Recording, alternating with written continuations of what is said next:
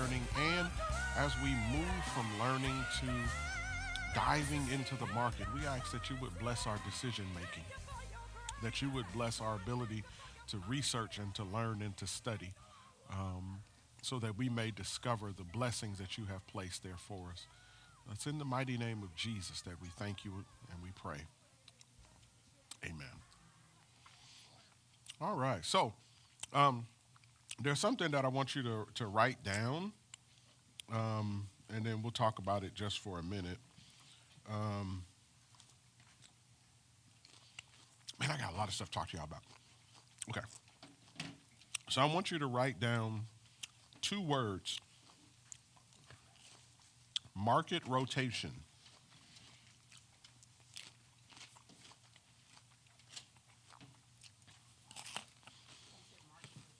hmm Market rotation.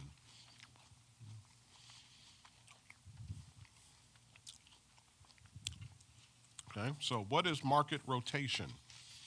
Market rotation is simply when when the big money in the market, right? And what I mean by big money, hedge funds, private investment firms, right? Folks who come in and buy millions of shares at a single time, right?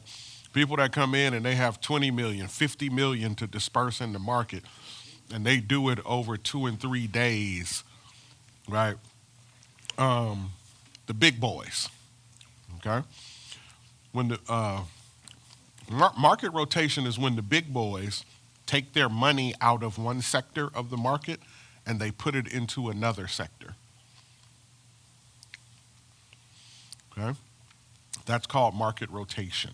And so market rotation is when the big boys take their money out of one sector, they put it in another sector. And they typically do that for, you know, one or a couple of different reasons. One of the reasons is because they believe, number one, they'll do it for the preservation of capital, right? They'll do it for safety. Okay?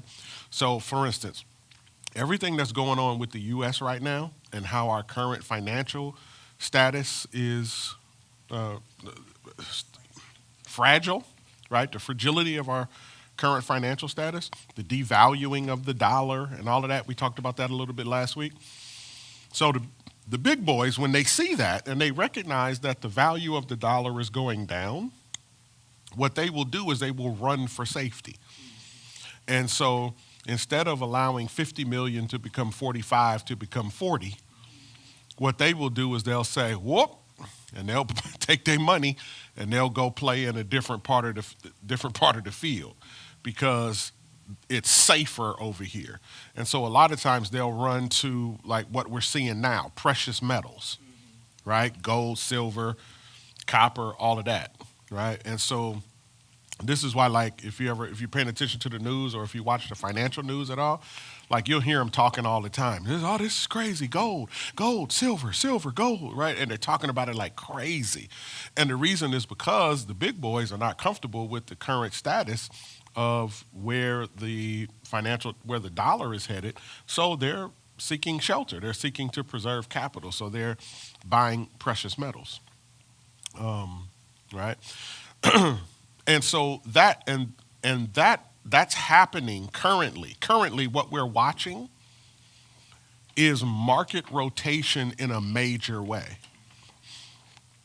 And what I mean by that is this: for years, probably for the last 4 to 5 years, all of the big money has been in tech, right? And it's been in semiconductors, which are the chips that run all of the advanced tech, right? And so right now, it's hard. It's hard for them to buy again. NVIDIA's been struggling and they keep getting hit over the head. Why? Because the big boys have moved their money. They're taking it out. And so they're moving it to other areas. Now, all of tech is not dead, And so, where are they headed? So you have to understand it this way. Matter of fact,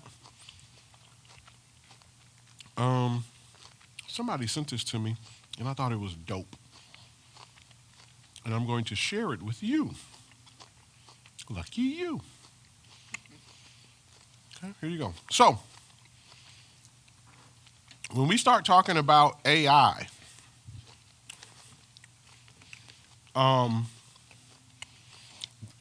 so you got to think of AI like this, right? So you have this AI. Dang it, it's not dark enough. Not dark the way I like it. This is just the ink on that one is not as good. Do we have an eraser? Is it back there?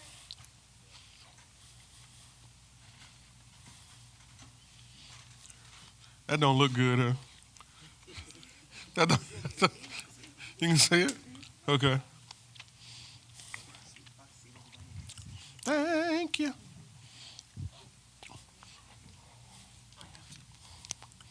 Okay. So AI, right? Now, you have to understand AI in stages, okay? So whenever people start talking about, or you start hearing about AI on the news, it's not just AI, right? And okay, we got artificial intelligence. No. This thing is being built out in stages to become a regular, everyday part of life in ways that many of us can't even fathom. I think I was telling you, I told you guys about UPS. How UPS has just begun releasing people from doing the loading and unloading jobs because they're hiring robots to do it. Yeah, Amazon, same thing, right?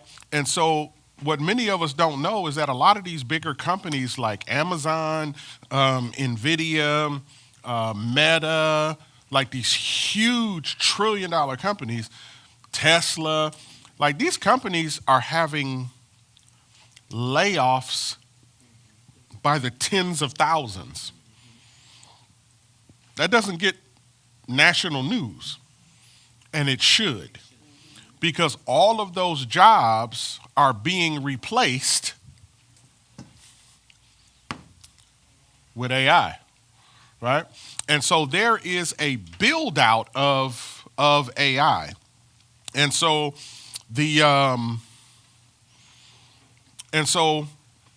there are 4 components of AI that's needed. So you need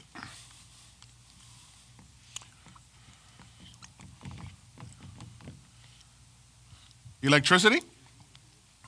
You need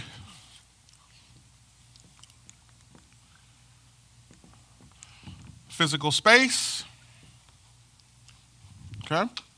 Oh, maybe this one is darker. And then you need, man, I'm looking right at it and I can't remember it. Yeah, cool. Oh, it's on the thing. My God. Taking over. Jeez, I'm looking at it and can't remember. Okay, here we go. So somebody sent this to me. Actually, Chris from PFBC. He sent this to me. This was dope. I thought it was dope. And so AI needs electricity, physical space, cooling capacity, and zoning and infrastructure.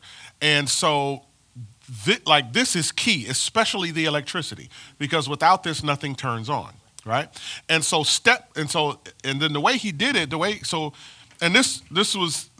a way that he set this up, is that step 1, you have the brain, right, which is the GPUs. This is where you get your NVIDIAs and all of that kind of stuff that are making the microchips and, all of the things that actually run it. But then step 2 is this memory part, right? This is where we are now, right? We're on the memory part.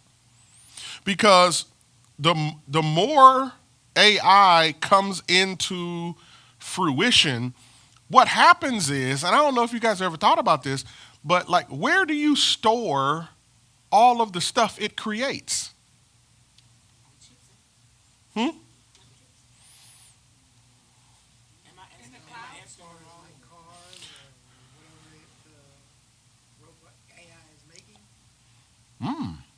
No, the data. It's not in the cloud. It's in the cloud. What is the cloud?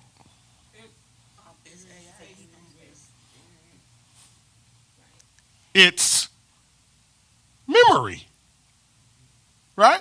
So, for instance, how many of you guys use ChatGPT?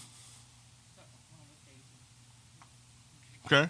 Now, if you ever use it, what you'll discover is if you go, so I paid for chat, right? Huh? Yeah, I paid for the licensing. So when I go in, the version that I have that I paid for, chat is learning me, right?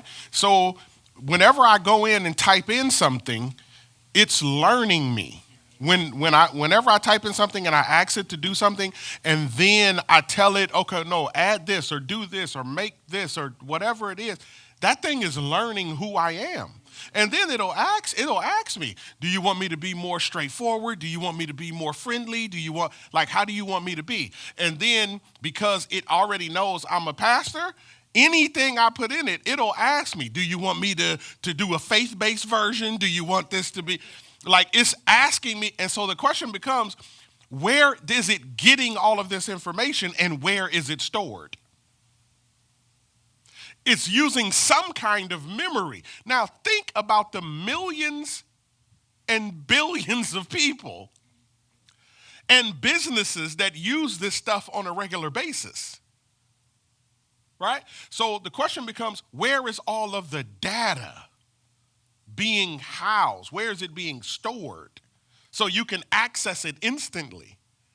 It's being stored in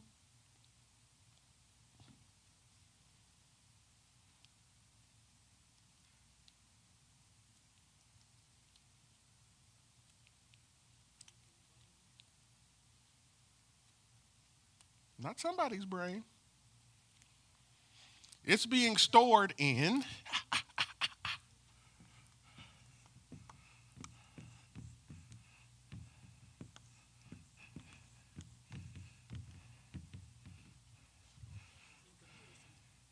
data centers. I don't know if you guys have I should have pulled up some pictures. I don't know if you guys have ever seen these things. They're building them like crazy. They will find a remote place way out somewhere, and they will build these huge warehouses. Like, you know how, like, if you go down the Parkway and you're going down and you see that big Amazon warehouse that they built down there. So picture something 2 to 3 times that. And when you walk in, it is wall to wall, back and forth, up and down, everywhere you look, servers. Right? They're servers, and this is a data center, and it's super hot in there, right? Because all that stuff is just running, and so now because you have these data centers, right, and people are building them, it takes a tremendous amount of stuff to build these data centers, but then these data centers have to be powered, so now you need electricity, and not only do they have to be powered, they have to be cooled. Right? So now there's whole businesses that have started, and all they do is cool data centers. Right? Like there's a company called, I put it in the list that I sent you guys. There's a company called Vertiv. That's what they do, is they figure out ways to cool these things so that the data centers can actually run, so that chat and whatever other Gemini, Grok, right? Any of these others, and the ones coming, you don't want your AI to not work, right? And ultimately, AI is going to be such a regular part of our lives. You're not matter of fact, huh? Oh, listen, the thing is, think it's going to be here. Matter of fact, it's here. Anybody ever got faked out by a phone call? Where you called in, talked to somebody, and you were talking to somebody? Yes, but you weren't talking to somebody. But you weren't talking to somebody? Right. And you fooled around and asked one of the questions that they didn't program it to answer, and then that thing gave you a weird answer, and you're like, wait. Are you a bot? You know? Yes. Right? That's AI. They started that though in 99, 2000 when I was working at D&D. Yeah. Absolutely. Yeah. Right? And so what's happening, right? What's happening now, right, is that this is being built out. So because the whole memory piece is being built out, and it is the next stage of AI. If AI is going to function, if it's going to be what it should be, if it's going to be what it needs to be, then they need to spend time and energy here, which is exactly what they're doing. So there are companies that are being highlighted right now, and there's money, tons of it, going over there. So I'll give you two companies. There's a bunch of them, but I'll give you two. One is called SanDisk. SNDK is the ticker.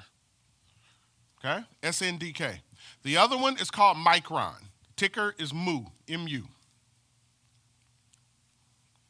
Okay? Both of them are companies that focus on memory. And both of them are going bananas. So what I need for you to do, I need for you to pull up your trading view, and I need for you to type in SNDK. SNDK. All right?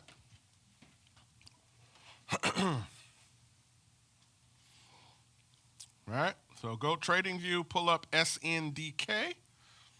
Tell me when you get it.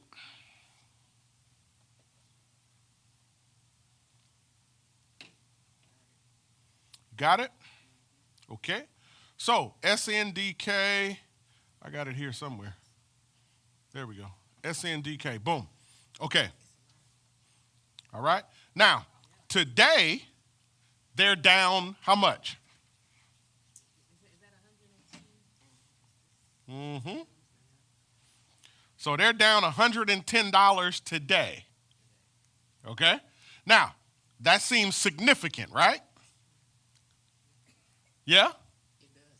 Yeah, it is. That's a lot. Especially if you're in an options play or something with them. That's a lot. But go down, look under 1 month. How much are they up in 1 month?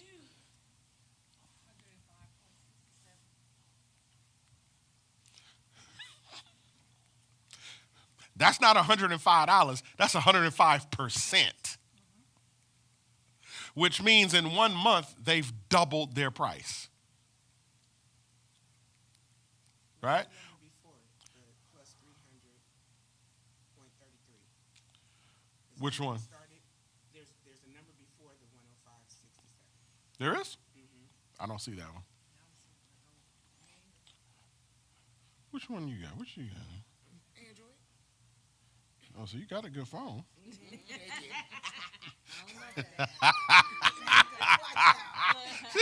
You got the best phone. That's what I think. So what number are you looking at? This one? Yes, that first screen number. The 300? Yes. Yeah, so what it's telling you is, okay, so the first number is the actual dollar amount.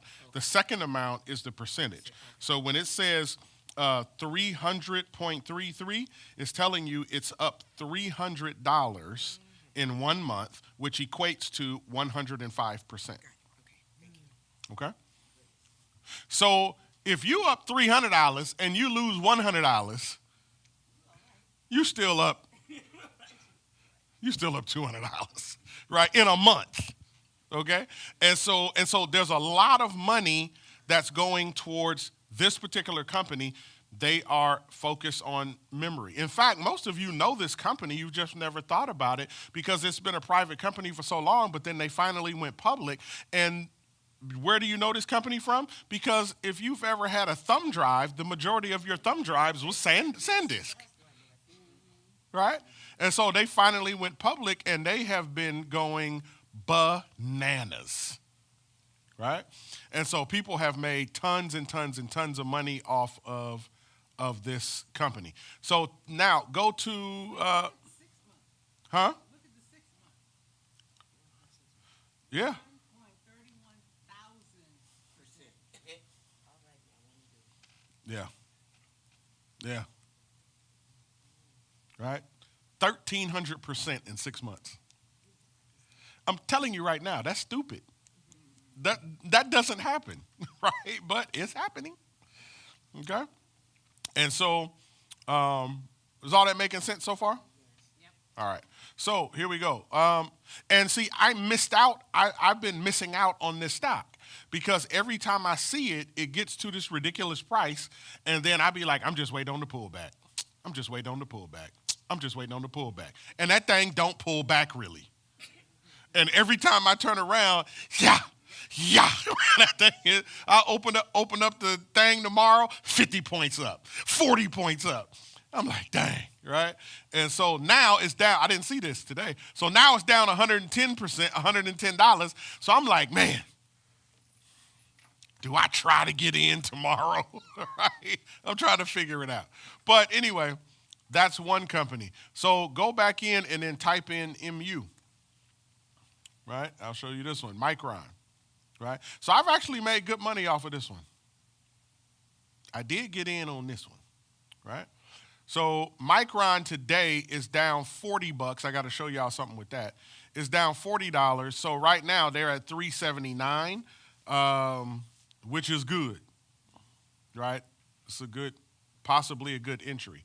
So when you look at Micron, they're up $16% in 1 month. It was higher than that yesterday, but today wiped all of that away, going down. Matter of fact, the last 2 days, because for the last 2 days, they've been down 2 days. And so it kind of wiped out their percentages. But when you look at 6 months, they're still up 238% in 6 months, right? So, like, where else do you get 238% on your money? No place, right? And so Micron, this is another one, right? This is another one. And so these two companies, right now, they're blazing because the market is shifting. Am I making sense, y'all? Yes. Okay. All right. Or rotating, I should say. Now, it doesn't mean that semiconductors and all that kind of stuff is dead. It just means it's dead right now, right? Why? Because everybody's moving to the next part of what they believe is needed for the AI build-out. Is everybody with me? Okay. And so when you go through this, and we'll do this in a deeper way later, but when you go through this, the way Chris laid it out, there's step 1 all the way through step 6, right? And then, like, it's really detailed the way he laid it out. I thought it was brilliant. And so if this in fact is true, it gives us a heads up as to where the money might be moving next. Does that make sense? Okay, all right. So I just wanted to mention to you guys about sector rotation. Why am I saying that? Because, and this goes back to something I told you guys earlier, you got to pay attention to the news, you got to read, you got to kind of be in it. Why? Because what you don't want to do is be trying to chase something that the market is no longer, supporting, right? You don't want to chase money and money is moving, right? You want to go where the money's going, okay? And why? Because I told you guys before, all of us combined, right? We don't have enough money to move the market. And so what we do is we follow behind the big boys. Right? Where y'all going? You know what I mean? And where they go, that's where we go. Right? And so that's kind of what happens. All right. So any questions about any of that stuff? All right. So whenever we start class, what I'm going to try to do is kind of give you guys a little bit more information about the market, just a little bit. right? So that when you walk away, you have a little bit more to think about. You have, you're hearing the lingo, you're learning it a little bit better. You're getting a different perspective on the market. I don't want to overload you with stuff, but every week, I'll just when I come in, I'm gonna give you a little bit at a time, a little bit at a time, a little bit at a time, so you can learn and kind of take it with you. Does that make sense? Is that helpful? You think? Okay. All right. So here we go. So what I want to do, yes, ma'am. So just because Terry and I were having a conversation, Mm-hmm. and so if I recall correctly, even when small group starts, this Mm-hmm. is still going to continue. I got to figure out how it is, but yeah, yeah, I want it to. So yeah, I got to figure out how. Because Wednesday nights they meet in here, small group. Yeah. I have a question that's off topic. Mm-hmm. I am not on the mailing list. For Anything you're saying. Oh, okay. So, okay, let me deal with the mailing list. So, what I did was I created a text group chat, and I was trying to remember who all is here, and I couldn't. I got probably about like 10 or 12 people on there, but I didn't catch everybody. And so I was thinking in my head once I created it, I saw on there where it says add person. And so I went to add because Rosanna was like, "Oh, use my other number." So I took her off of the list and then I went back to add her on using her other number. And what it told me was, if you add this person, it's going to start a brand new text string. So I'm like, I'm using it for now, but probably in the next couple of days, I'm gonna switch everybody to WhatsApp, right? Because then I can easily add people and take people out, and it doesn't change anything, right? It just allows me to do that, which is a meta product, right? So that's what I'll probably do is switch everybody to WhatsApp. So you'll get another notification from me when I've added you to the WhatsApp and all of that. Does everybody have WhatsApp? Nope. Okay, make sure you download it because when I add you, make sure you download it because when I add you, you're going to want to respond and all that good stuff, okay? All right, and then that way we can share whatever we can. We can do all kind of stuff on WhatsApp. There's no limits to what you can share. You put videos on there, pictures, all kind of stuff, right? And so, yeah, so we'll switch to WhatsApp. So just to let you know, all right. So the stuff. So what I'm trying to do with the current one that we have now is I've been sending different things and kind of starting conversations. Are you guys finding it annoying or helpful if you're on there? I don't have your numbers. That's why you weren't at it because I thought about you, but I was like, no, I don't have your number. So, okay. All right. So for those of you tuned in, did you find the conversation helpful or annoying? Like, man, I wish they stopped. Okay. It's informational. All right. Cool.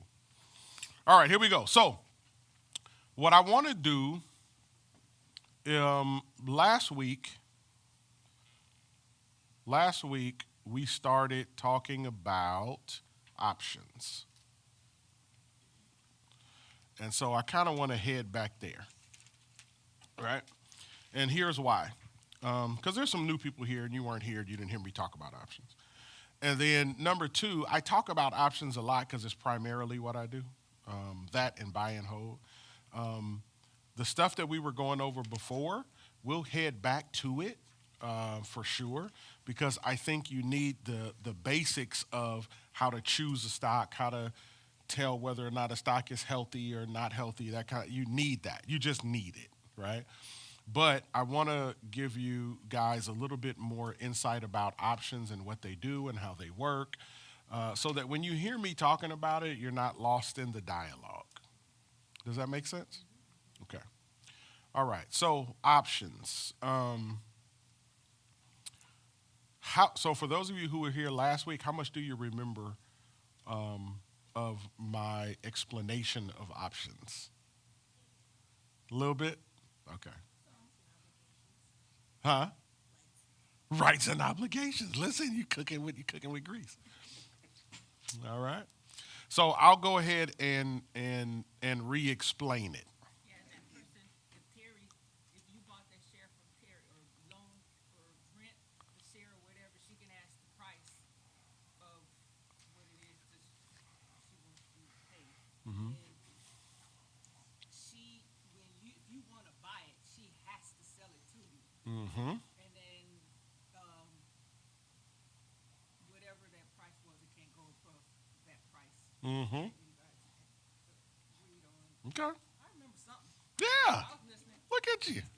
doing your thing. And you was the main one talking about, I don't get it. You fooled around and got it. All right. So, and the second reason why I want to go over it again and explain it is because options is a kind of thing that for most of us is new to our ears. We've never heard it or how it works. And so it takes, I would say, a lot of, just to get the idea or the concept of it down, like you gotta hear it a couple times. You gotta hear it a few times, right? And even as you're going through it, you have to, and then after a while, then once you hear it, then you got to interact with it a little bit.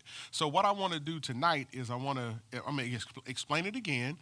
We'll do questions, all that thing, and then I kind of want you to interact with it a little bit. All right, so we'll head back to the computers and then we'll do some stuff. Y'all ready? Okay, here we go. Is anybody here?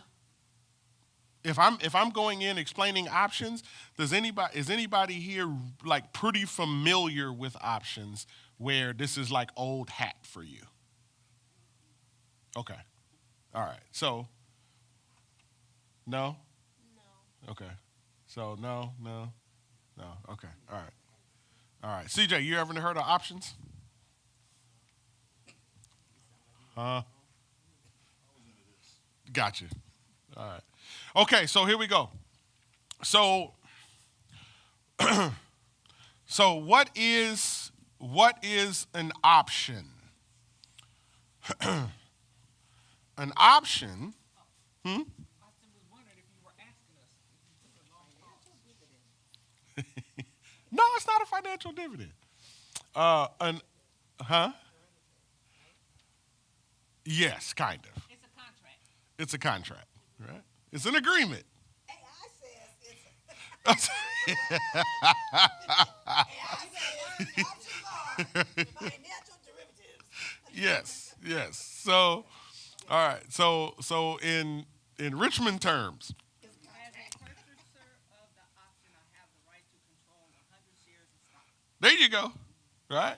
So an option is at core, an option is a contract.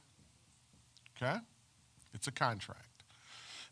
Now, once again, it is not a contract like we understand contracts. There's no documents drawn up. It's none of that, right? All of this stuff is electronic, but an option is a contract. And what it is a contract for the purchaser of the option to have the right,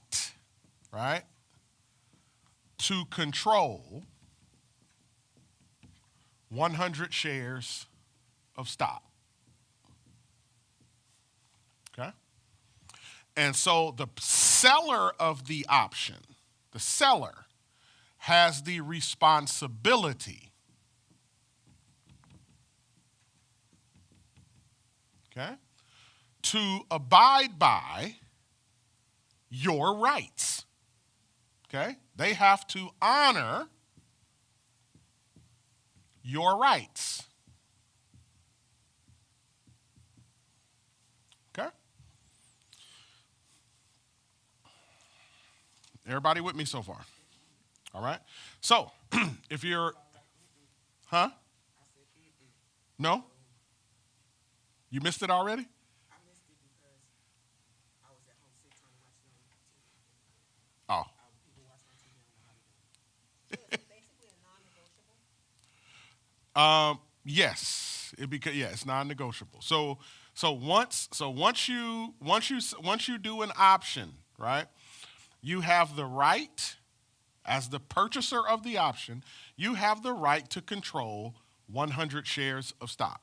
Okay? Here's what's key. You don't own the stock. You're just renting it. Okay? Somebody has rented you their 100 shares of stock, and they can't do anything with it while you're renting it. Okay? They can't sell it. They hold on to it, right? Because it's being rented out to you. All right? And once you execute the contract, you have control of 100 shares. And there's a couple of things that you can do with the shares. You can either I forgot. And so an option only You can only do an option, only in 100 share increments, right? You can't, there is no 20 share options. There's no 50 share options. There's no 1,000 share options. If you want to control 1,000 shares, then you got to do 10 option contracts. Okay? And so you control 100 shares of stock. Now, what do you control? A couple things you can do is you can purchase the shares, the 100 shares, right? You have that right. You can eventually purchase those shares if you want. Or you also have the right to sell the contract and not purchase the shares. Okay? You can sell the contract. You can get rid of the contract and not purchase the shares, or you can absolutely purchase the shares. Okay?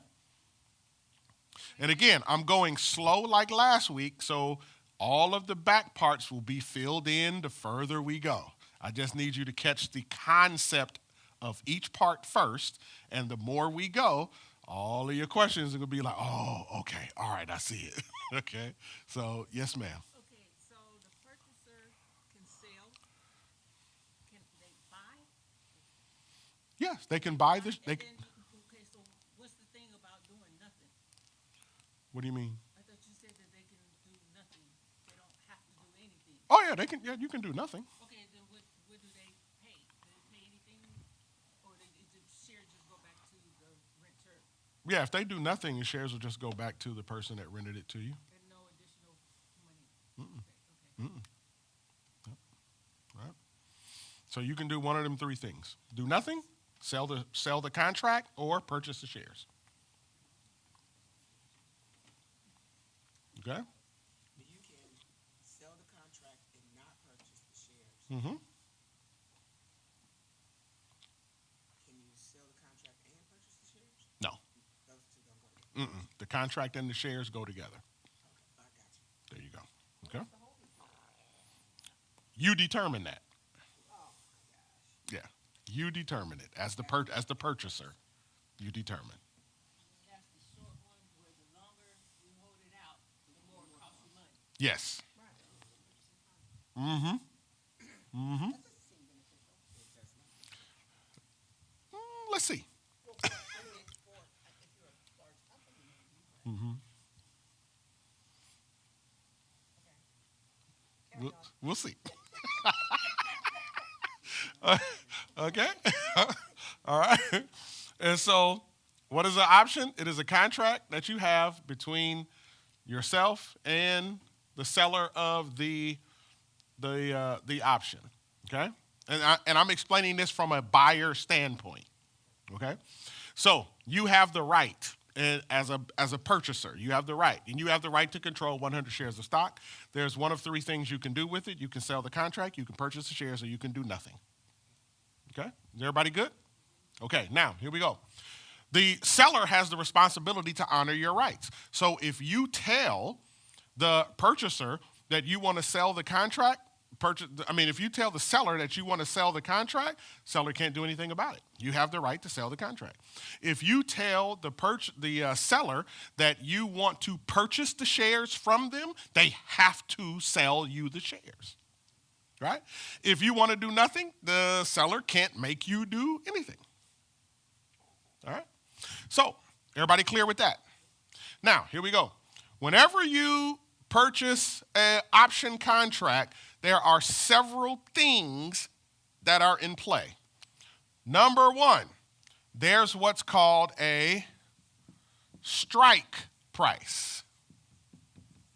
Okay? There's what's called a strike price. Now, the strike price, well, let me explain this. Well, yeah, okay. So there's two types of options. Let me do this first to get this out of the way. There's two types of options that you can do. There's what's called a call option, and there's what's called a, Messina?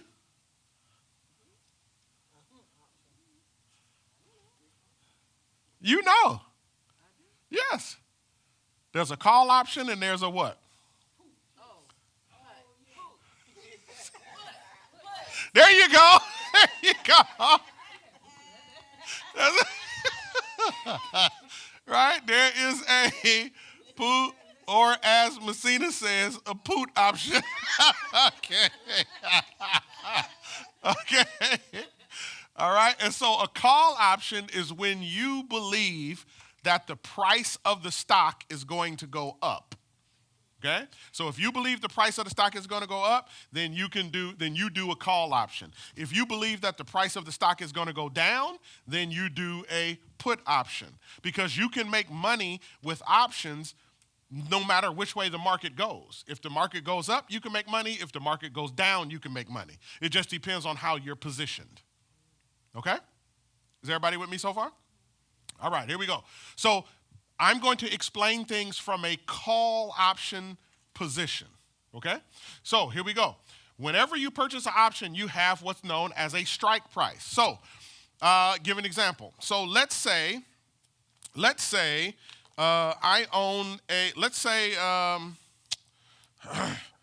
say Terry owns a marker company, right? She owns a marker company. And each one of those markers represents 100 shares of her market company. You with me? So then I come to Terry and I say, Miss T, you, man, them markers are selling pretty good. And she go, yeah, I know. And then I say, man, how much you selling each one of them markers for? And she says, man, my markers are going right now for $1 a marker. And I'm like, for real? And she goes, yeah. And I'm looking at how much business she's doing. I'm looking at her balance sheet. I'm looking at how she runs her business. She's an excellent CEO. And I'm like, Miss T, listen. I'm looking at the hunger in the market, how many people need markers. Is schools opening up? You know what I mean? Like it's a whiteboard company next door and they finna start selling. I'm like, man, listen. She got a contract with the whiteboard company, so every time they sell a whiteboard, they get a thing of markers. So I'm like, listen, Ms. T, I think in about 6 months, I think you're gonna be selling each one of them markers for $1.25. And so she goes, you wanna put some money on it? I say, sure. So I go to her and I get an option to control 100 shares of her marker company. Y'all with me? So she gives me a contract. This contract represents 100 shares. I'm saying they're going for $1 a share right now. I think these are going to sell for $1.25 in 6 months. So, I got my contract. I got my 100 shares. But then in 3 months, she's selling these for $2 a share.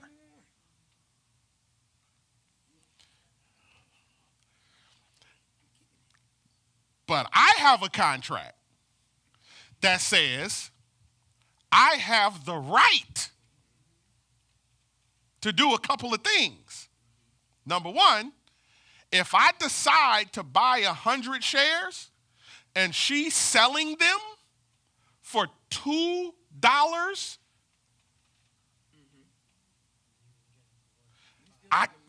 listen, she gotta sell them to me for $1.25 because I got a contract. She has to sell them to me for $1.25, no matter how much it's gone up. So let's say my agreement is these markers are going to sell for $1.25 in 6 months, but in 6 months they're selling for $10.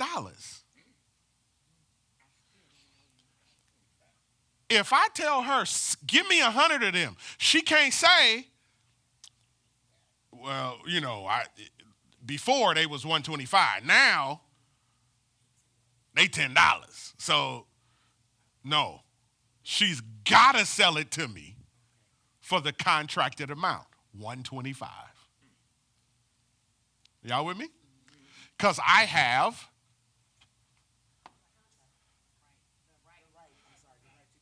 the right to control 100 shares.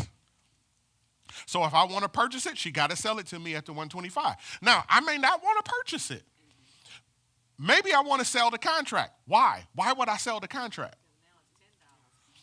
Because now each one of these is selling for $10, which means the value, if I have a contract that says you got to sell me 100 markers at 125 and the markers are now going for $10, that contract is now worth more than what I paid for it. Are you with me? So I'll give you an example. So let's say I go to a car lot and they got a car on there and the car is $10,000. And I'm like, man, I can't afford that car right now, but hey, give me an option to buy the car from you in 6 months for $12,000. And they say, oh, okay, cool. Right? So they say, okay, give me how much you want for the contract, man? Give me $1,500. Okay, so I give them $1,500. Now I have a contract that says that in 6 months I have the right to buy this car from you for $12,000, right? Let's say in 6 months the car is going for $25,000. If the car is going for $25,000, they can't turn around and sell me the car for $25,000. They have to sell it to me for $12,000. But then, if Rosanna is looking for a car and she don't have $25,000, right? I got a contract that I paid $1,500 for that will get her the car for $12,000. So I say, Rosanna, give me $3,000, and I'll give you this contract to buy it at $12,000. So her total cost to buy a car on discount, to buy a $25,000 car, her total cost is $15,000, and she's still saving $10,000, and I didn't made 100% on the deal because I only gave $1,500, and my $1,500 turned into $3,000. Was that too fast? Did that make sense? When you break it down like that. All right. Yes, ma'am.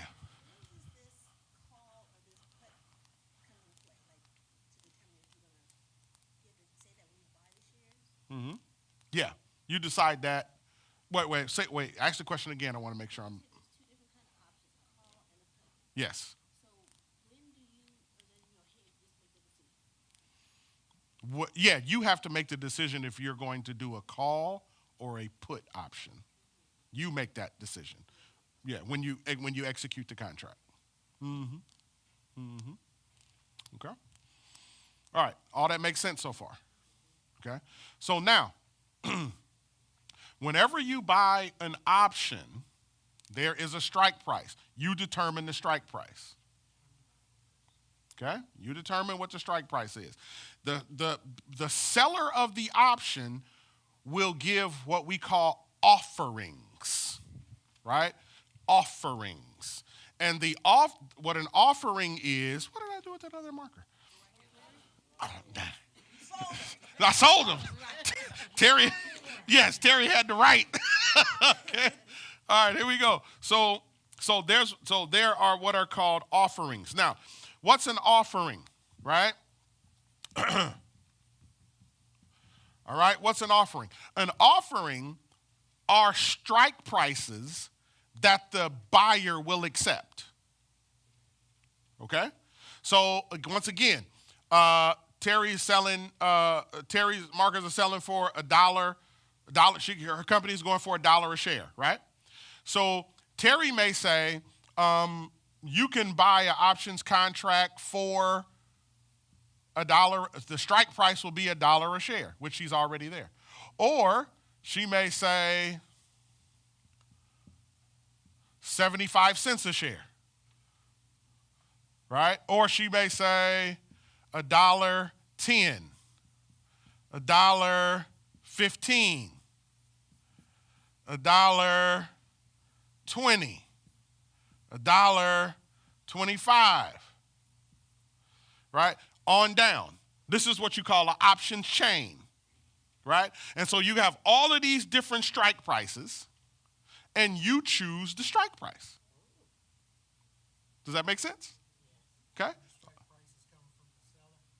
The strike prices are, yes, they are set by the seller, but you choose which one you want.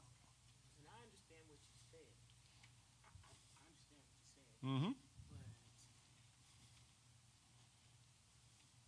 But if the seller has all these different options, Mm-hmm.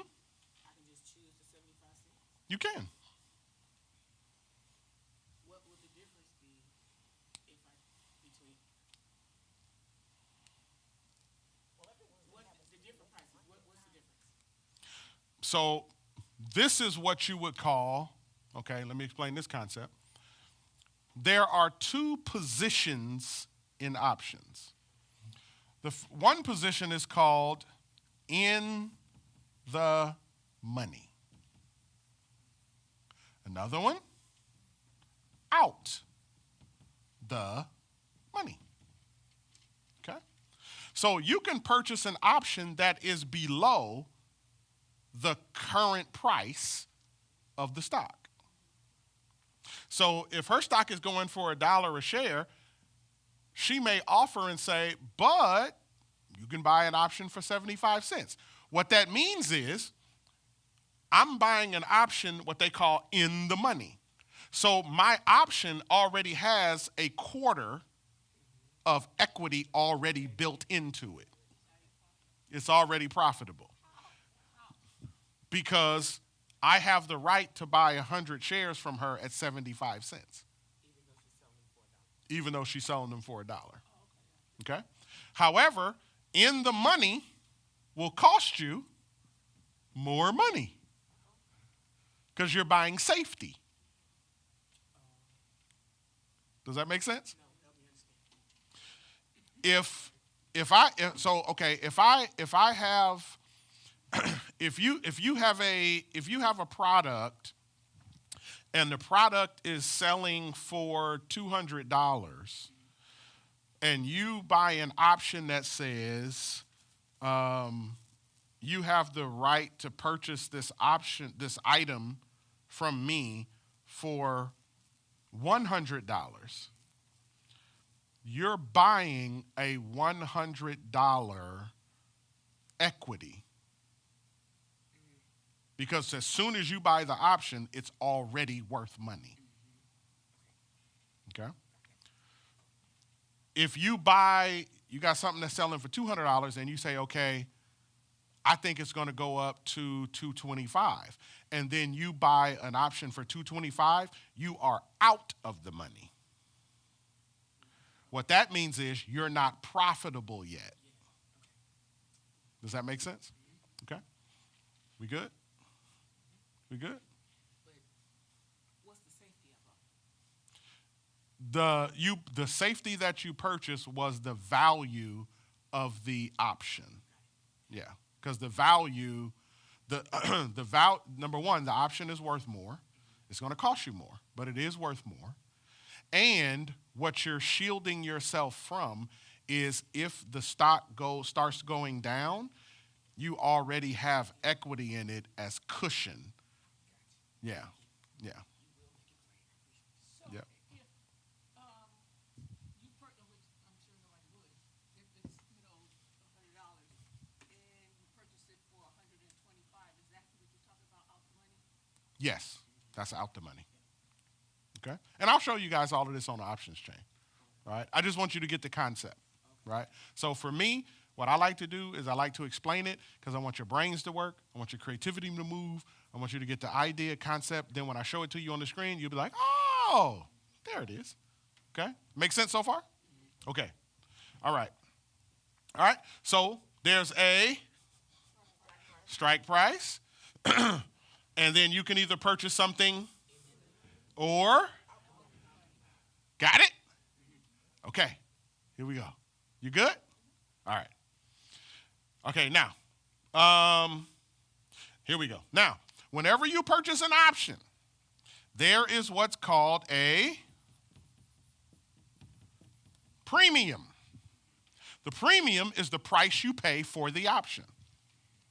Okay? That's the premium. It's the price you pay for the option. Okay? And the premiums, they go up and down. They fluctuate. There's no standard premium, right? So it's not that you buy an option and you're going to pay 10% of the cost of the stock. That's just, there are some premiums that are ridiculous. Why? Because the stock is hot and the contracts are just worth more, right? And then there are some premiums, they're really, really, really low, right? Why? Because the stock don't move that fast, right? It's good, but maybe it's not hot. And so those contracts are worth less, right? Not worthless, they're worth less, okay? All right, everybody with me so far? Okay, so tell me what you just picked up. Tell me what you learned before we move on, because I got stuff to show y'all. Come on, let's go. What is the option?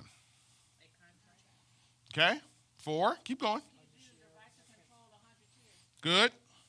And? The seller has the responsibility To abide by your rights. Good. And what else?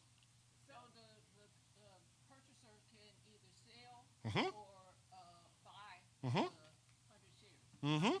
Mm-hmm. And then a call is when you believe the stock is going to go up. Mm-hmm. And the put is when you believe the stock is going to go down. Mm-hmm. and the purchaser controls the time window Okay. of the shares. Good. Strike price is determined by the purchaser. Mm-hmm. Perfect. Strike price is Isn't that, excuse me, I thought the strike price, especially since it's an offering, was by the seller, not the purchaser. The strike price is set by the seller, but it is chosen by the buyer. Right, but when she said what she said, never mind. that's what I said. Okay. All right. Is everybody with me so far? We all tracking? We all there? Okay, here we go. Let's get to it. The question becomes, here comes the question. This is Susan's question.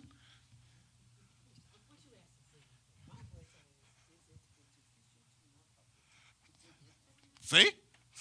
The question is, why buy an options contract? Here we go. You ready? Okay. Dave, black me out on the screen. I need to forward something, and then I'll bring it back. Boom. Okay. Back. We back. We not back. We back? Back. There we go. Okay. This is an options contract that I purchased. Okay? Now, I showed you guys this last week. I purchased this options contract on, I think it was Monday or Tuesday, right? So the market was closing, right? And Meta had an earnings call. And then maybe 30 minutes before the market closed, I spent $6,500. No, I spent, how much did I put on this? No, I spent like,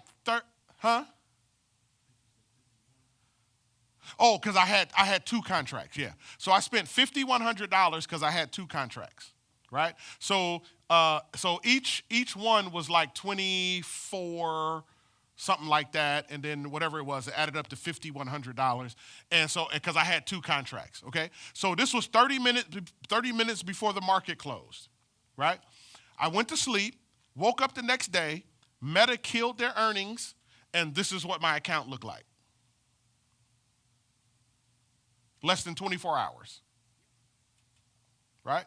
In less than 24 hours, I had made $7,468.97. I had gone up, my account had gone up 138.29%.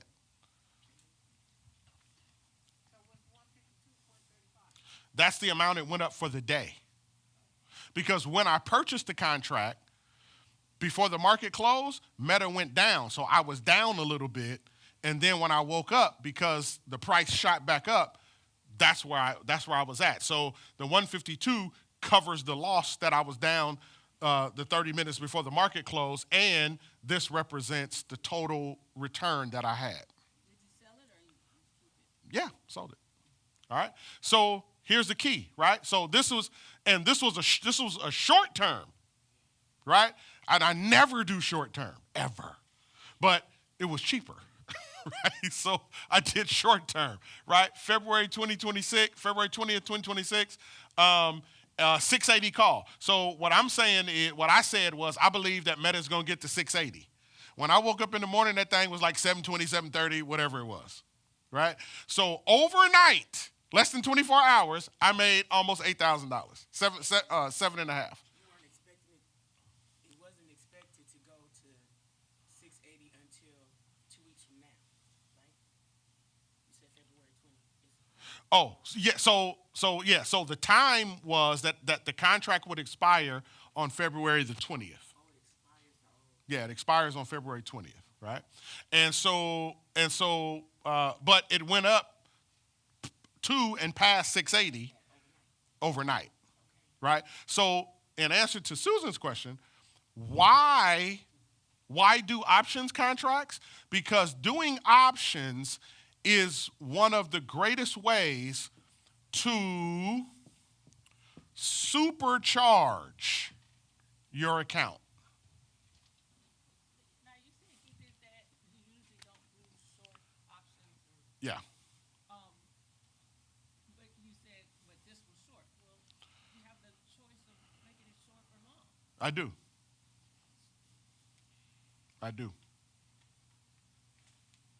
So you want to know why I made it short? Well, I'm trying to figure out, yeah, I guess so. Okay. So I made this one short because, number one, I really, really felt strongly that Meta would do well, and I would sell the option really early. Number two, going longer cost me a lot more money. So instead of spending, if I would have went out where I wanted to go with this, instead of spending $5,100 for the contract, I would have ended up spending $13,000. So,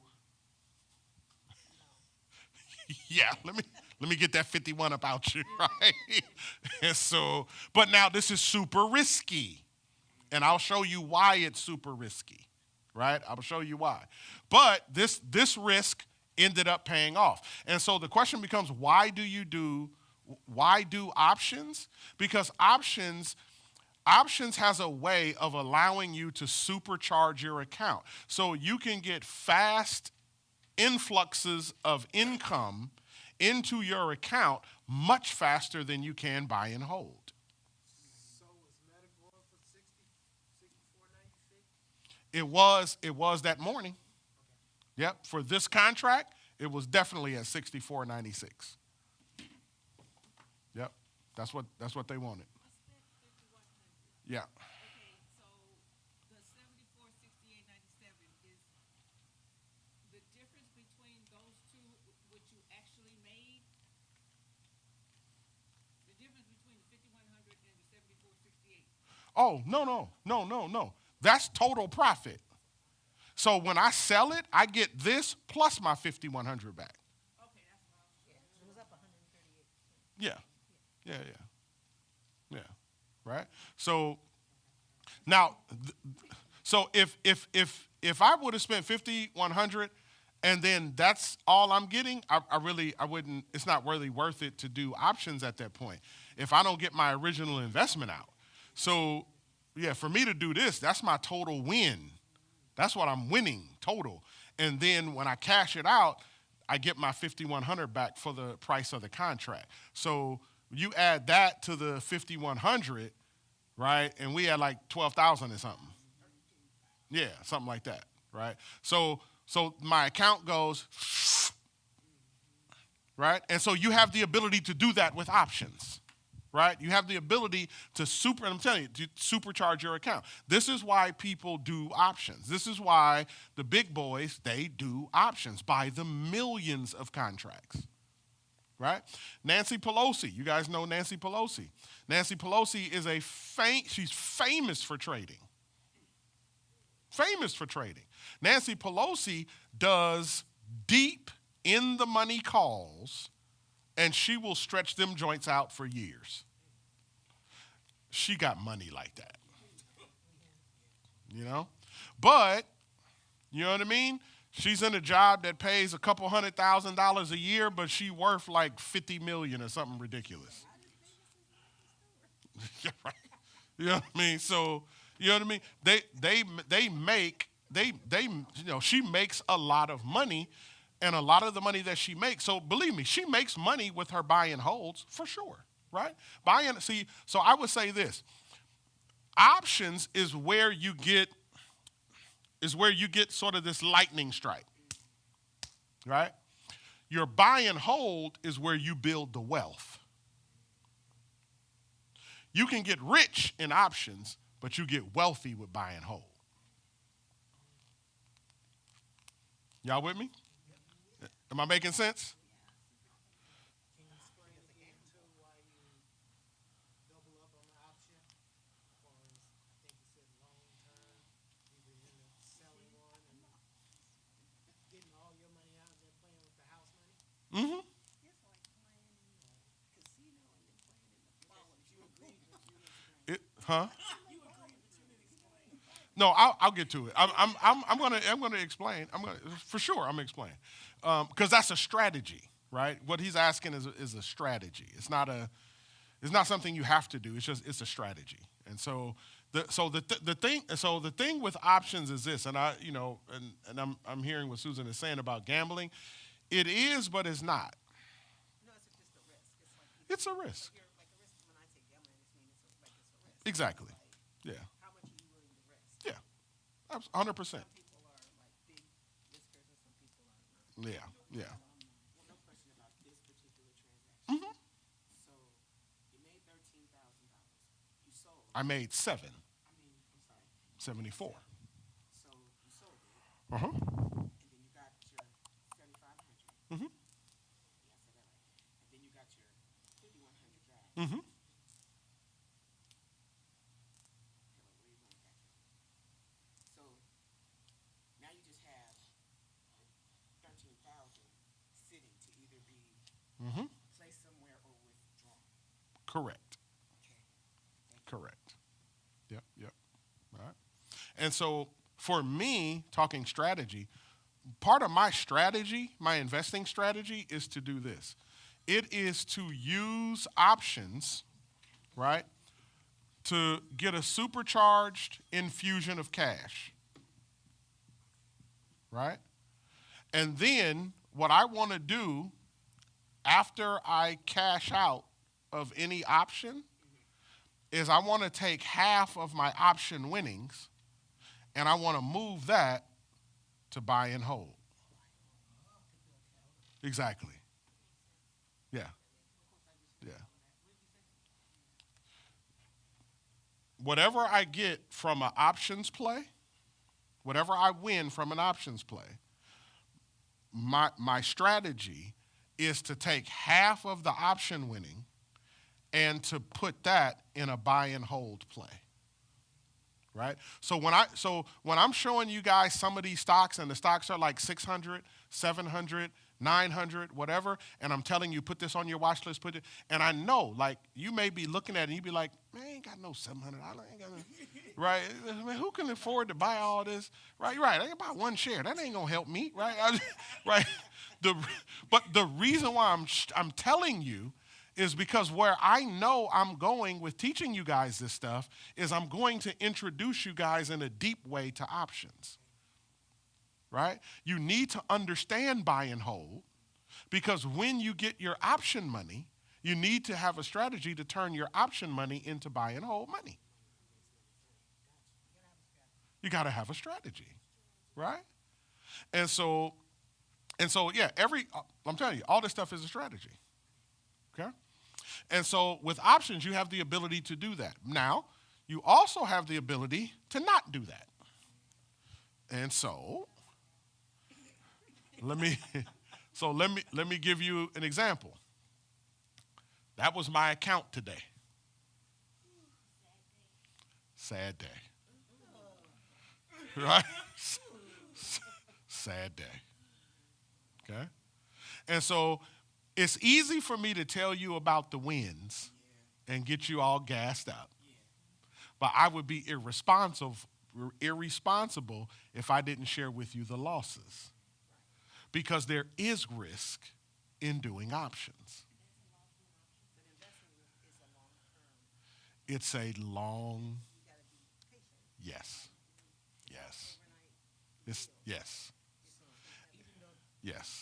100%. So even though I was sad this morning when I got up because it's minus $10,000, I'm not going to trip off that because it's not going to stay there. Oh, I'm gonna trip off that. but I ain't gonna lose my mind. Right? And so let me show you how quick. So I showed you how quick options can work. Let me show you how quick they can turn.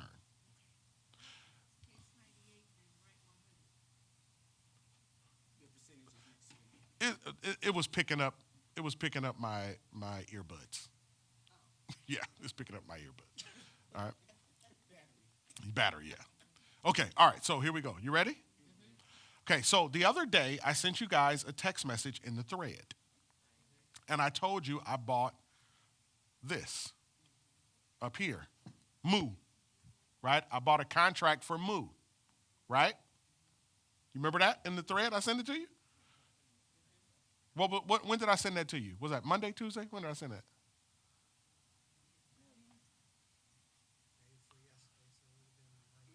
Yeah. So Monday, right? Monday, I'm okay. I opened it up. I was already up 1.5%. I had made $74 and the market closed. When I woke up the next day, that thing was down. And then when I woke up this morning, that's where I'm at now. Yep. I paid $6,500 for this play. And in the course of 2 days,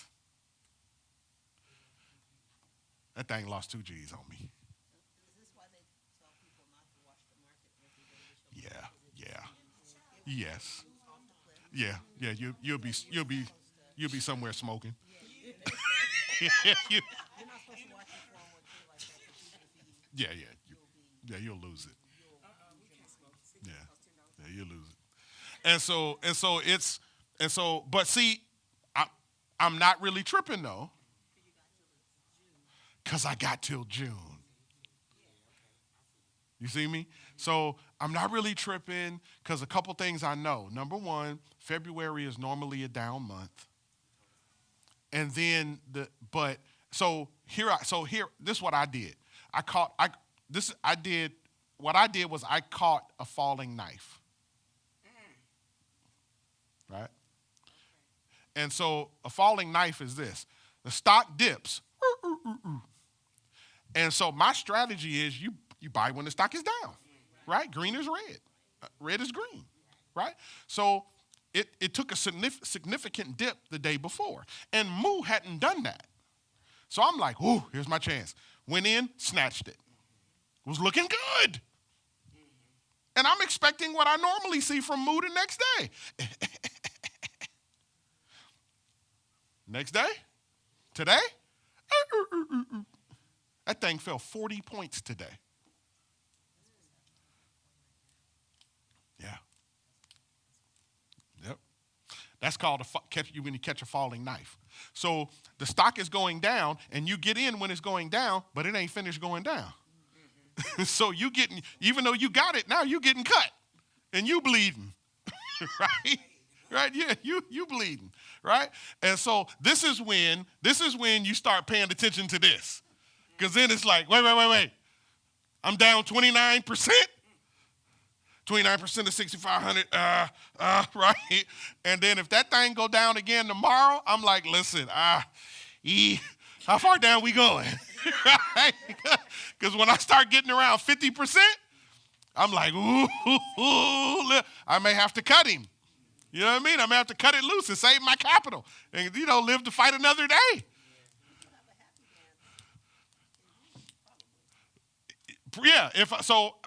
Yeah, I think I'll be good. right? Because the reality is you never lose anything as long as you hold, right? And so, right? And so the account is down this much right now. But if tomorrow it goes up $100, I'm good, right? I'm gravy, right? And so, but again, I got to show you this part. Right? Because it's easy for me to show you the meta, and you're like, ooh, because y'all done already start thinking what y'all was going to do with that $7,400. Y'all was already like, boy, if I can get me a little $7,400 thing going on, man, I'd be good.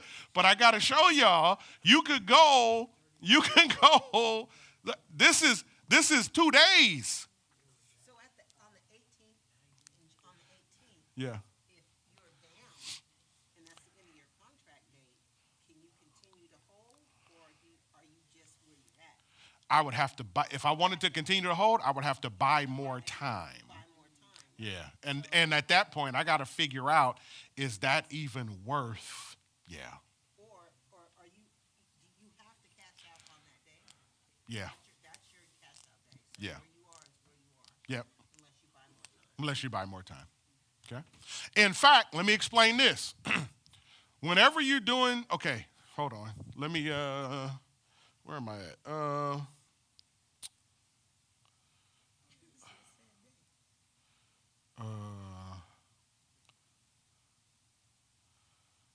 on, boom. Did I? Dang, I didn't do it. I didn't put it on here. I thought I did. I didn't put it on here. Okay, all right. So, okay, what am I explaining? Okay, yeah. So I'm not tripping because I'm in June. Now, what I'll do is I will update you guys on this, right, as we go. But I'm gonna tell you right now, if I wake up tomorrow and that thing go down $100,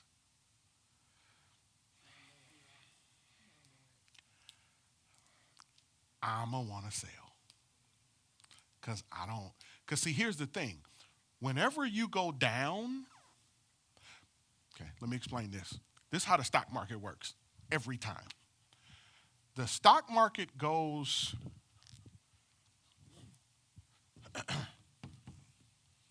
remember I told you this. The stock market goes up a staircase.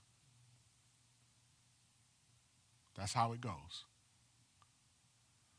The stock market goes up a staircase. The stock market comes down on a cliff. That thing, it just jump off a cliff. Right? So when it comes down like this. No elevator, no, ain't no stairs. Right? That thing is all the way down there quick. Right? And for it to get back up, right, it's a staircase. And so so what happens is this.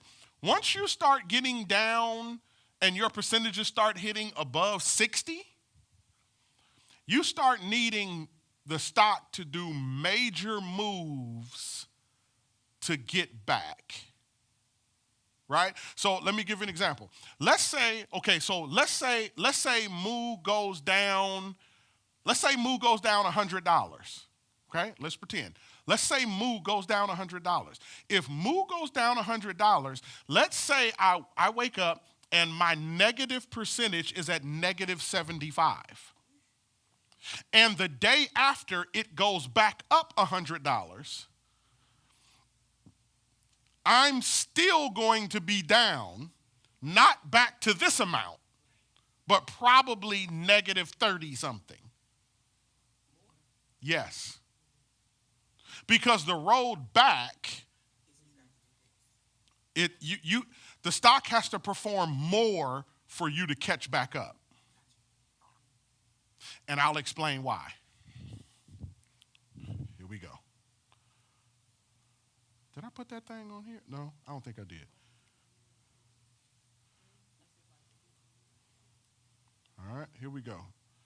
I'm going to explain why it takes more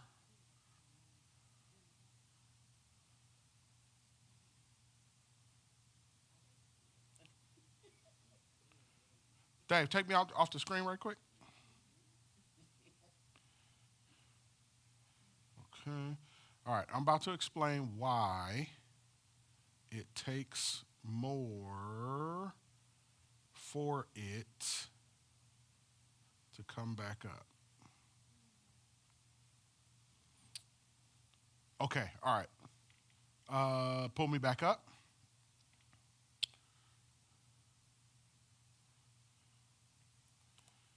All right, I'm going to use Moo as an example. Okay, here we go. All right. Okay.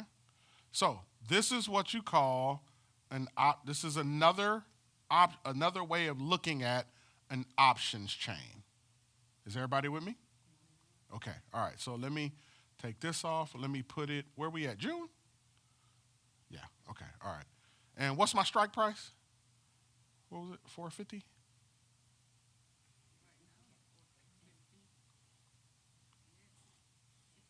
Okay, yeah, all right, it's tracking it. Okay, there it is.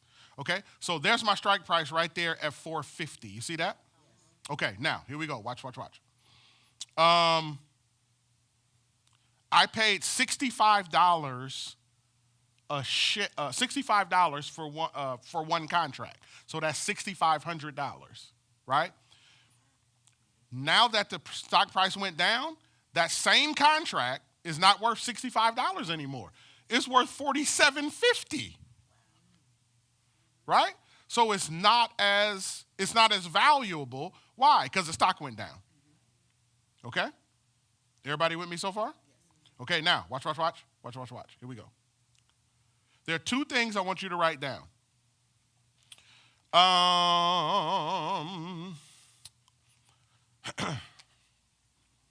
You have to become familiar when in options. You have to become familiar about what we call the Greeks. Okay? The Greeks. Okay? What are the Greeks? It's about 5 of them, but I only want you to focus on understanding 2. These are the 2 main ones. With the kind of options that I'm showing you how to do, you need to know these 2, okay? The first one is delta. And the second one is theta. Okay? And no, they're not fraternities. Right. Sigma, Gamma, Rho. No, not, lambda.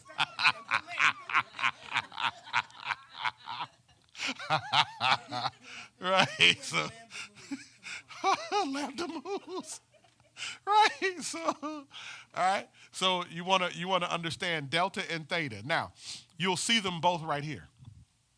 Okay? Delta and theta. I only put 2 on my options chain for me to track. Delta and theta. Okay? Now, what is delta? Delta is the figure that tells you how much the option goes up for every dollar the stock goes up. You with me? Okay? So, how much money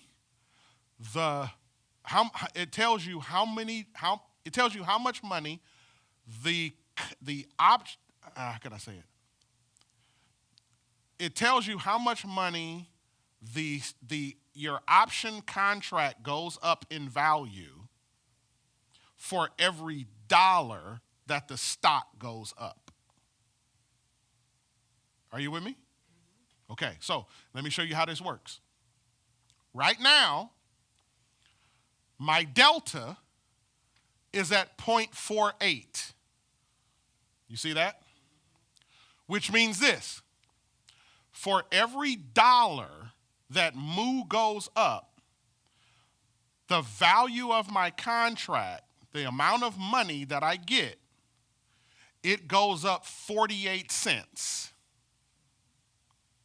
That's 48 cents times 100. $48. So if moo goes up $1, my contract is worth $48 more. Are you with me? You sure? Okay, notice the delta changes. The further you get away from the strike price, from the price of the contract, the harder it is to add more money because the delta starts going down. You with me so far? So if I'm at negative 75%, I'm not going to be at 48 cents per dollar increase anymore. So I may be down here at 28 cents. If I'm at 28 cents and moo goes up $1, $2, they're only adding $28, not the 44 or the 48. So it takes more movement for me to get back to where I was because the delta changes. Twice as fast or twice as high? It has to move more. So if I go from a 48 delta to a 28 delta, what that means is the stock has to move $2 for me to get the same increase that I got when I was up here. So what you have to pray for is that the big boys turn to moving on up. There you go. There you go. Moving on up. There you go. So money Yes. is going back up. Yes. And so you have to be steadfast. You got it. Yes. There you go. There you go. You can't panic. If you panic, Right. You can get, and this is what happens sometimes in options is the big boys know this. They start making moves, moving money, taking money out, putting money over here, doing this, that, or the other. And I can show you better on the charts. But what happens, and it's a psychological thing, because what happens sometimes is that the big boys are moving money, and what happens is you'll get swallowed up in the downturn, and if you're not careful to wait for the upswing, you'll fool around and lose the money and lose your money and miss the upswing, right? And what happens is, and this happens all the time, people get shook out of position. Yeah, they get shook out of position because the big boys are collecting money. well, most recent example would really be COVID. Because COVID took everybody down. And Yeah. people panicked. Mm-hmm. And if you panicked during COVID and moved your money, paying, like, if you moved it, you were sunk. Oh, yeah. You just held on to the Titanic, And that money and shot right back up. and bought more. Yeah.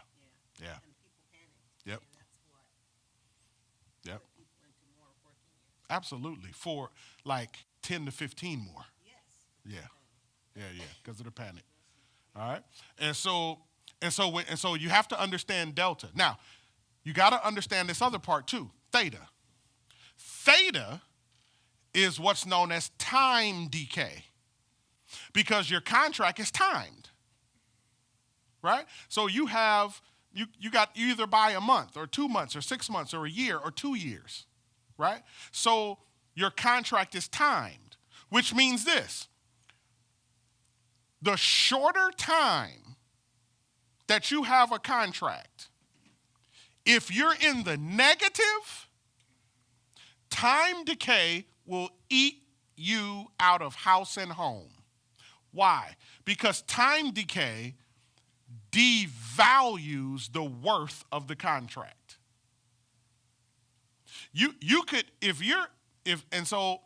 Normally a contract, normally the theta starts to pick up on an options contract. It'll start to pick up right around the 30 to 45 day mark. So if you're in the 30 to 45 day window and you're negative and you're waiting for it to come back, listen, you need that thing to hurry up and sprint. Why? Because the time decay, the theta, starts to pick up and you start losing more money the closer you get to the execution date of the contract. Why? Because the contract is worth less. It's not worth as much. Because you have a contract and it's negative. and it expires on this date. Why I want to give you money for that? Right? So the theta, that'll start eating you up. You'll fool around. I've seen this. You can be in a contract underwater, and then the stock shoot up, and you still underwater, and the stock will be moving this way, and your contract will be moving this way. And people be like, how does that happen? Because theta is eating your lunch. Right? So you always want to try to get out of a contract. If you're going to sell it, if you're going to buy it, don't worry about it. But if you're going to sell it, you really want to get out of a contract within that 30 to 45-day window before your theta starts increasing. You with me? Am I making sense? Is this making sense?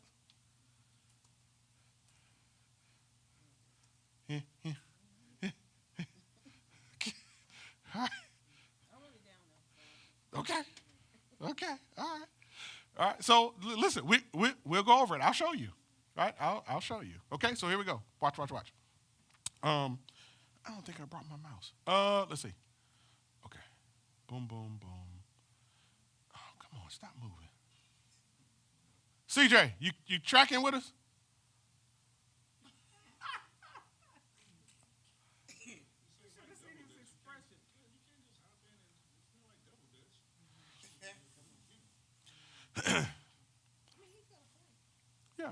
Yeah, it's but that's what I'm saying. Like this stuff, you gotta hear it a few times, and you gotta see it. You gotta catch the concepts, right? And trust me, when you catch it, you'll be like, "Oh, I get it." Right? It makes sense. But you gotta hear it a few times, right? When I learned it, I had to sit in front of my computer for hours just to get the concepts in my head. Once I got the concepts in my head, I was like, oh, okay, all right. And then I started adding other things, right? Learning other things. So, and then once I learned about the delta and the theta, stuff started making a little more sense to me because then I could calculate what my contract should look like if the stock goes up, right? Hopefully that makes sense, right? So, okay, see this line right there? So everything above here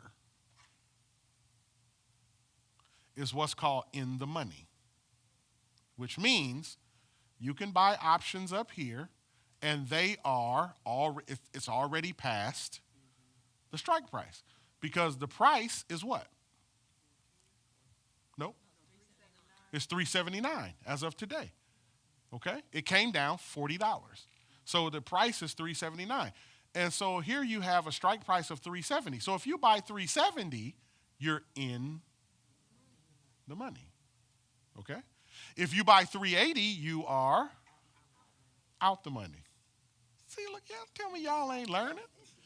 You bought 450. I'm just messing with you. No, listen. Right. No, see, now you feeling me. Hang on. See? Don't So panic. I bought the strike price at $4.50. Hang on. We far away right now. Right? Okay, so watch. The closer you get to being in the money, the more the delta goes up. Right? This is why people buy deep in the money plays. Because their delta is like at $1 or 90 cents. So for every dollar the stock goes up, they get $90 a share. Not 48, not 28. Right? And so what I like to do when I buy options, I like to enter options as close to the strike price as I can because I want it to hurry up and get past the strike price so I can be in the money.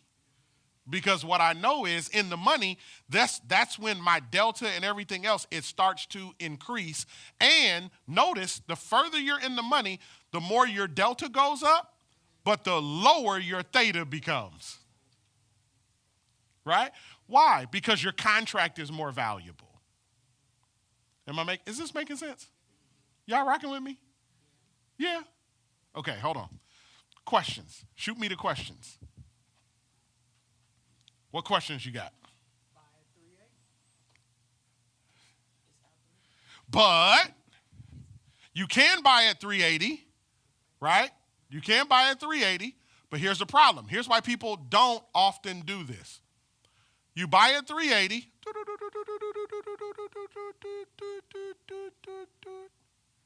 So for June, the price on a 380 call,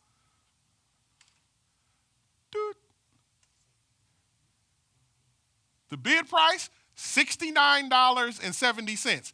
How much is that for a total cost for a contract?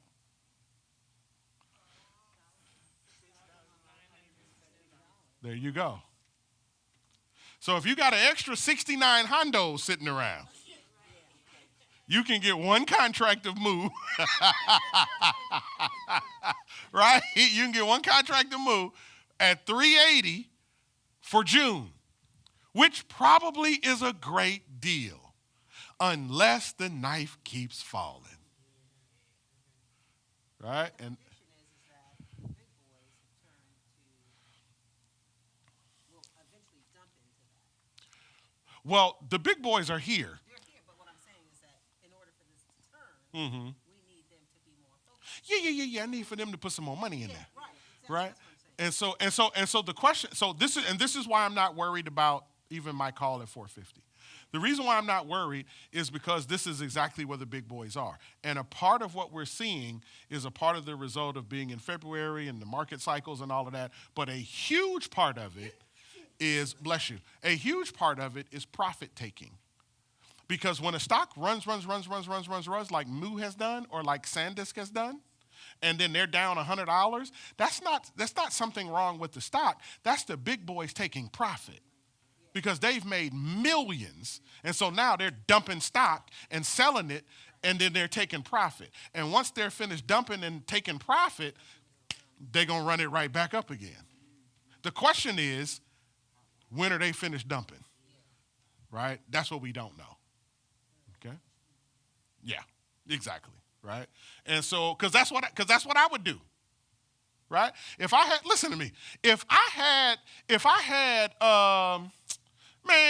had 10 shares, going back to Bird's thing, if I had 10 shares of Moo at 380, right? That would be, and let's say I bought it tomorrow, and I paid $6,900, say 7,000 times 10, 70,000, and I got 10 shares, and that thing runs. Whoo, listen. That thing running. Listen, if that thing runs and it gets to $140,000, listen, I'm selling half. Why? Because I'm finna get my whole 70,000 out. And I'm gonna leave 5 of them to run because all of that is house money right now. You run with the horses. Right? Does that make sense? Right? Right. Yes. See? So then I'll take half and then I'll put it into probably shares of Moo. Right?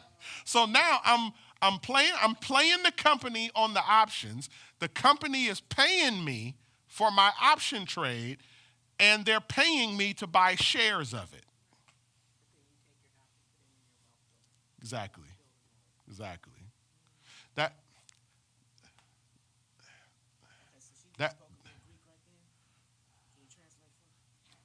yeah. So if I have 10 shares of Moo, and let's say it goes up to 140,000, and then I sell half, I'm gonna get my 70 out, and I'm going to exit with 70. and I still got 5 contracts running. The 70 that I've made in profit, I'm going to take 35,000 of that, and I'm going to end up buying shares of Moo. Because the goal is to wealth build. The goal is to build wealth. And the only way you build wealth is you buy shares in good companies. Yep. Yep. Yep. Sell a couple contracts and then purchase that contract. You can. Yeah. If you got multiple contracts, there's multiple things you can do, which is actually a good deal, right? Because I've seen this happen where people have multiple contracts, 15, 20 contracts in something. And so let's say we get 20 contracts and Moo for 380. And then let's say by June Moo runs up to 600. Yeah, I can sell some of my contracts, and the money that I get, I'm gonna turn around and what they call exercise one of my options and buy the 100 shares. Right? Why? Because it's the chances from 600 that Moo gets back down to 380, real slim. So I'm buying instant equity in the. I did that with NVIDIA. I had an NVIDIA contract where I could buy 100 shares of NVIDIA for $110 a share. Right? NVIDIA at the time when I did it, they were trading around 212. So I exercised the contract, and they had to sell me 100 shares at $110 a share. Yeah. Yep. Does that make sense? Okay. Are you guys seeing? So I want to make sure that I'm not moving past where you guys are. As I'm explaining it, are you guys able to see it, the concept? Okay. Tell me what's foggy, because I want to make sure everybody's clear. Bird, you seeing it? Yeah. Okay. Messina, are you seeing it? Susan? Kelly? So Okay. this is what happened when y'all sick. So options versus shares. Yep. I bought shares. Mm-hmm. A share. Yeah. Maybe 2 shares of NVIDIA. Yeah.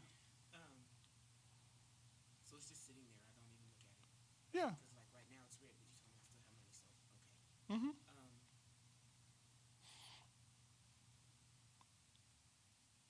The option is the contract. It's right here. For 100 shares. Mm-hmm. But if I already bought 100 shares and I got my money out of those shares, why am I buying more shares? Because I still got shares over here in options. Because you only took out half. And you still got the other 5 options. Give it to me one more time. Okay. So I had 10 options. Mm-hmm. The 10 options yielded me $70,000 in ARM. Mm-hmm. Disposed of 5. Mm-hmm. Cashed it out or whatever. Mm-hmm. So then I have these 5 options left over here, Mm-hmm. which is 500 shares. Right? That you control, not that you own. Oh, that I control. Yeah. I can either sell it to. Gotcha. There you go. The shares belong to me, right? If I go over here and buy shares. If you buy shares over there, yes, those belong to you. Okay, I got it. That's all I need to do. This is Yep. No, I'm just saying, yeah. No, Yeah. I'm saying yes. Mm-hmm. I got it. Yeah. I'm agreeing with you. Oh, okay, thank you. Yeah, yeah. When you were doing the explanation of the delta and the theta, it was just so long, I couldn't write it all. Okay. You want me to do it again? Yeah. Okay. So delta tells you how much money will be added to the value of your contract for every dollar that the stock goes up. Mm-hmm. The value of your contract.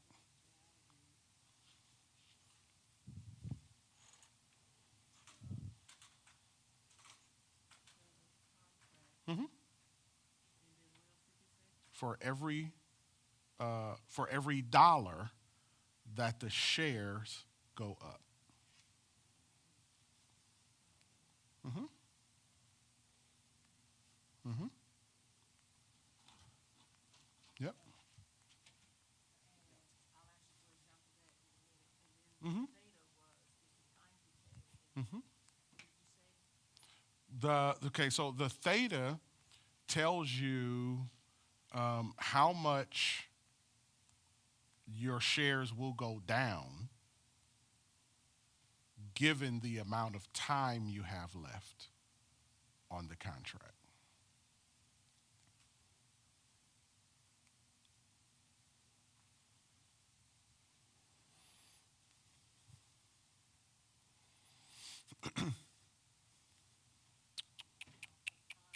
Mhm. Given amount of time. You have left on the contract, right? So I'll give an example. If you look here on the delta for this 380 call, if it goes to 381, you will get $63 added to the value of your contract. If it goes down $1, they will remove $24 from your contract. So, and the reason why is because these two numbers determine the value of your contract. Your contract goes up in value or down in value depending upon how the stock moves. So it's a calculator, It's a calculator. Yeah. good or bad? Good or bad. That's all it is. So to bring it home, the contract that you purchased is metal. Prove that point, when it went up $100, that should have moved, the delta should have moved up, and that's why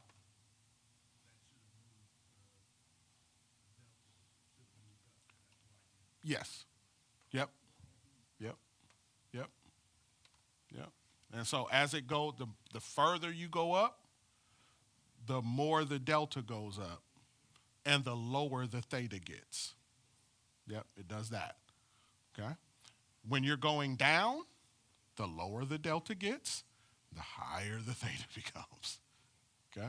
That's why if you get down, like I say, past like this 60, 70% mark, it's going to be harder for you to get back because you need this delta and theta to kind of flip, right? So you can start gaining more for your contract.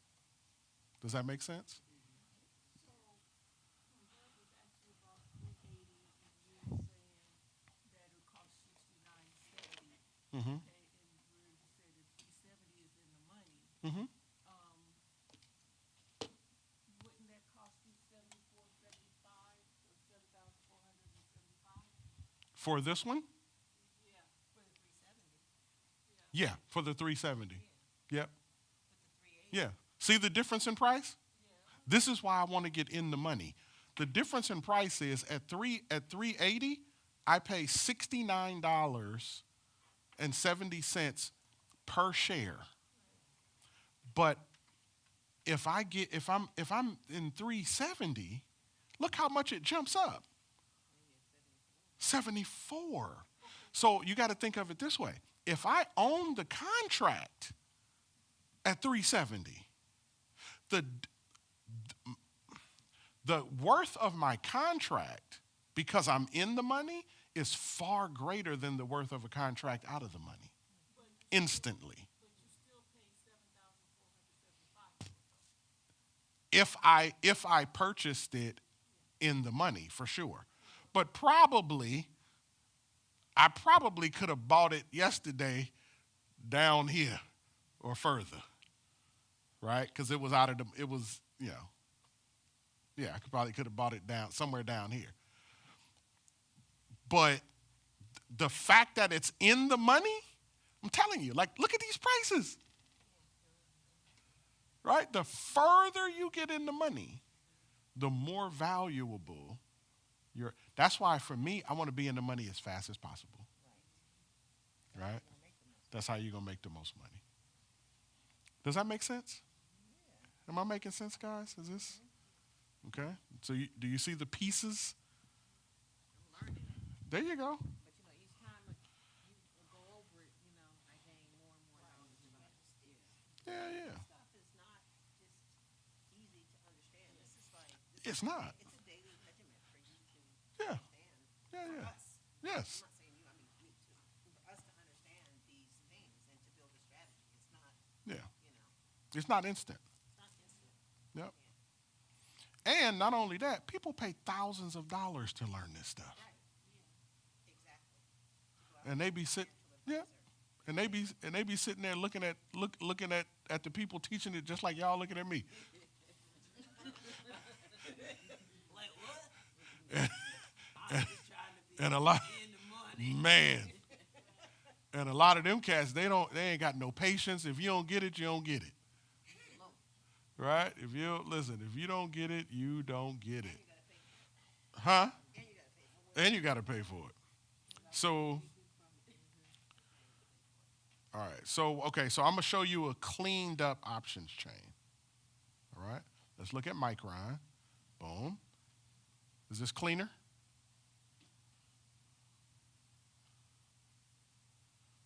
Is this a little cleaner? Why do you have 11 strikes? Oh, you just. I see. Yeah. I'm just telling it what to show me. Okay. Or I can do all. Oh, yeah. Right. And then it'll show me all the ones. Okay. So here we go. So is it big enough now so you guys can see it? Okay. So on this, so again, as the buyer, you choose two things. Number one, you choose the strike price, and then you choose the amount of time that you want. Okay. So if you go out to, what did I go out to? June for my move? Wait, before you move, like March, Go ahead. I want you to see where that March was. That March, We back in March. okay, the March 13, 26 W, what's the W represent? Because of February 20th, there's no W. The February 27th, 26 has a W. Mm-hmm. What's the W? Mm-hmm. Oh, Just being honest. Yeah, I'm not sure what that refers to, but I'll find out. Okay, so let's go to. It's gonna reset it again. Let's go to June.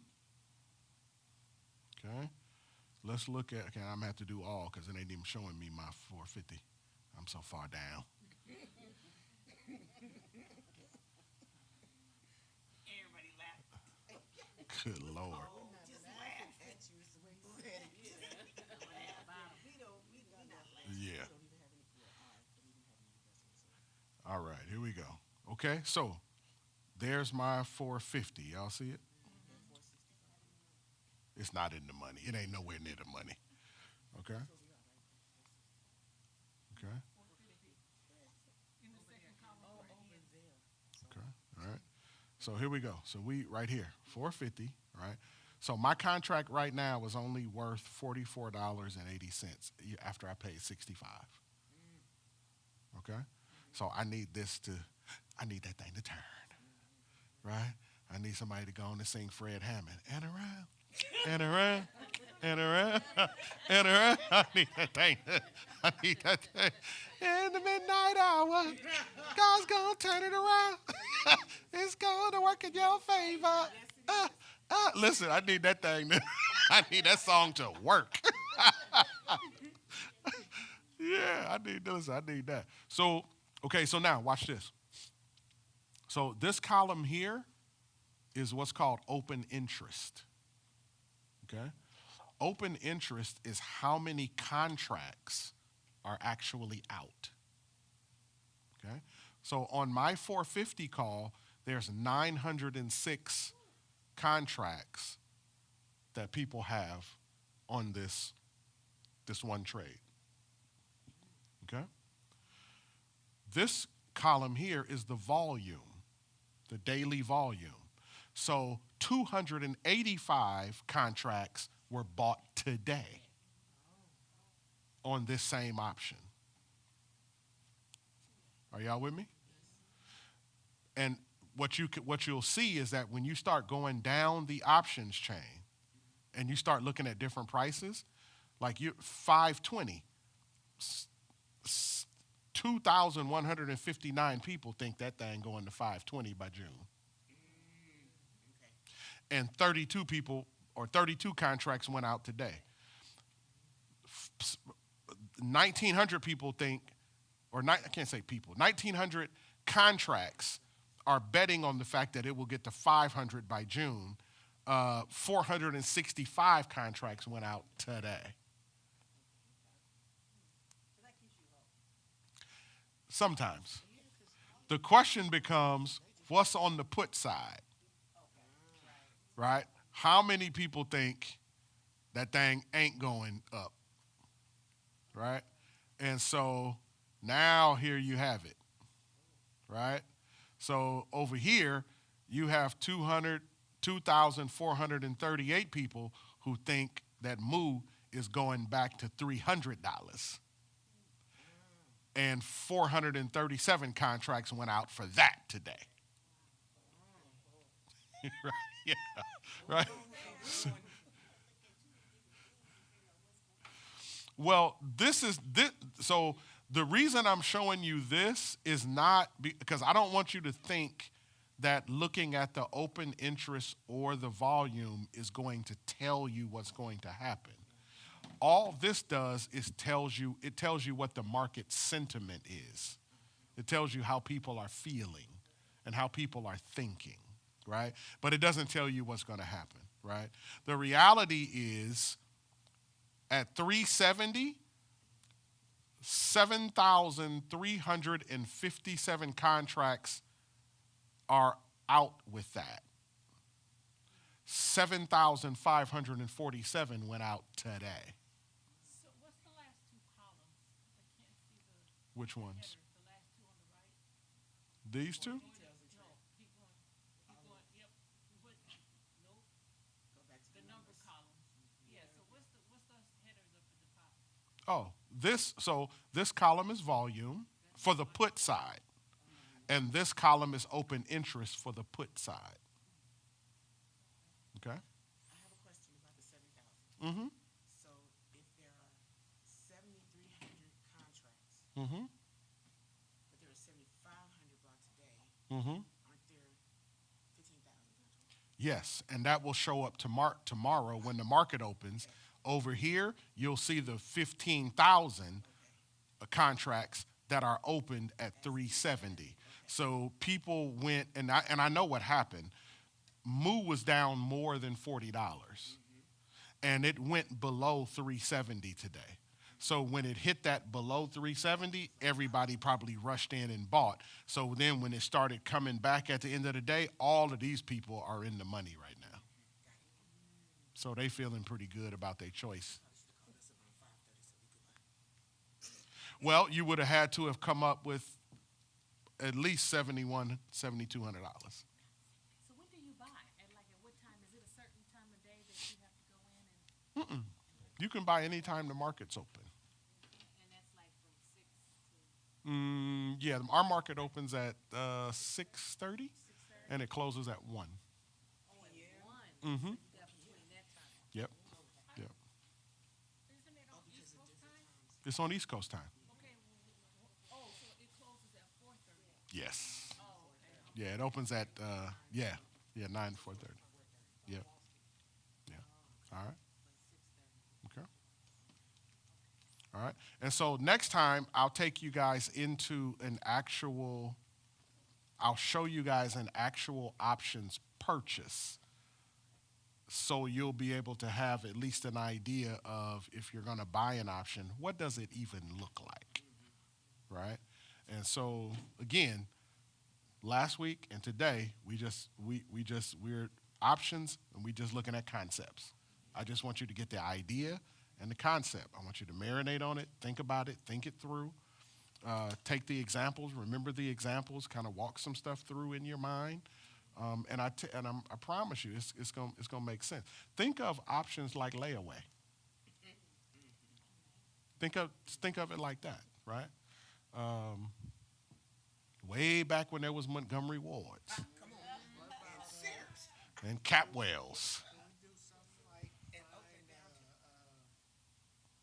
an option to buy for $1 and we buy how many shares of that Uh-huh. play out? You can. You can do longer options for cheaper. Caution. Cheaper options are not always better options. they're cheaper for a reason, for the most part. When you start getting down to $1, okay. So there's a company that I like. I told you guys about it, SoFi, right? I like SoFi. It's just that's my thing, all right. And so they're down about $20. I'm about to buy. Yeah, I'm finna buy a whole another 100 shares. Whoa, Yeah. yeah. Yep. I'm watching it today. Hmm. But if you can go all the way to what's available right now. Yeah, you can go to June 2028. And if you go to June 2028, right now they're at $20. Now, look at the open interest. A lot of people believe they'll be at $20 or $23 or $25. A lot of people believe they'll be there by June 2028. Right? And then look at the premiums. Right?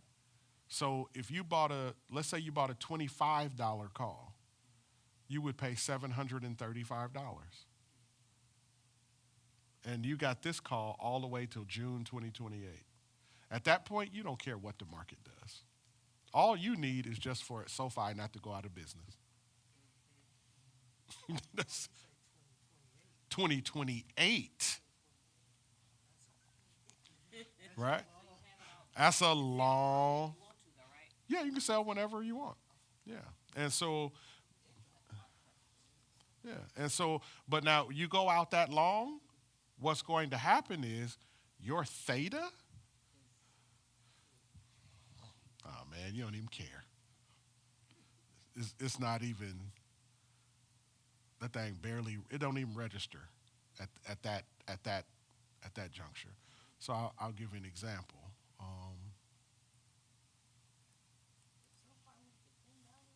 Listen, load the boat. I'm almost ready to load the boat at $20. Yeah, I mean, it was at 29 or something in December. Mm-hmm. So let's go to June 2028.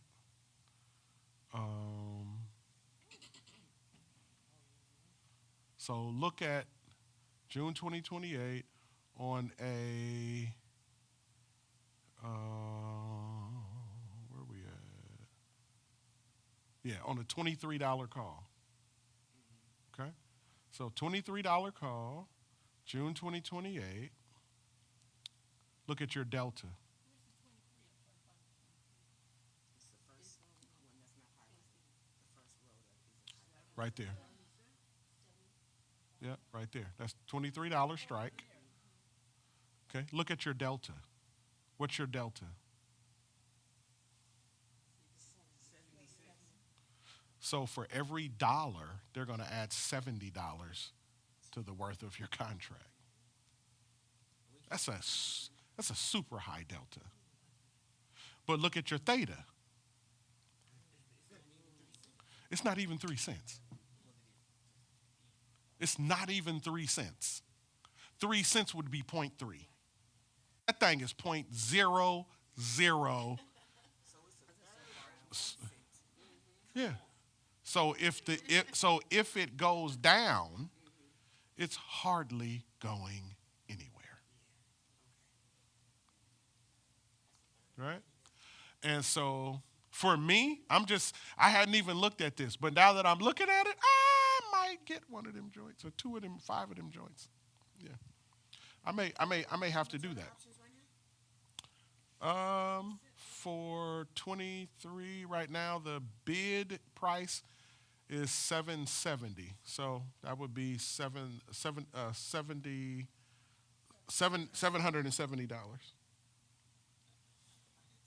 Mm-hmm. Yep. I can't do it right now though because the market's closed, right? It's closed now, yeah. Mm-hmm. So $770. Right. Okay. But to speak to Bird, matter of fact, I meant to do this, and I'm so busy looking for myself. But here we go. Let's go February 26. 26, 27. Okay? So the same call, matter of fact, you can go $21. They got offerings at $21. Right? So there you go. There's your $100. If you want to go to February 27th, you can get a SoFi option for $116. I wouldn't. I would not, because it doesn't move like that, right? It's gonna move too slow.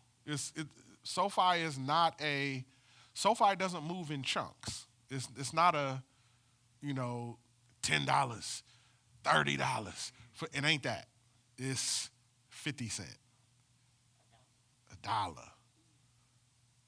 12 cents, right? It's incremental. It's slow growth. So to me, the 2028 play is safe.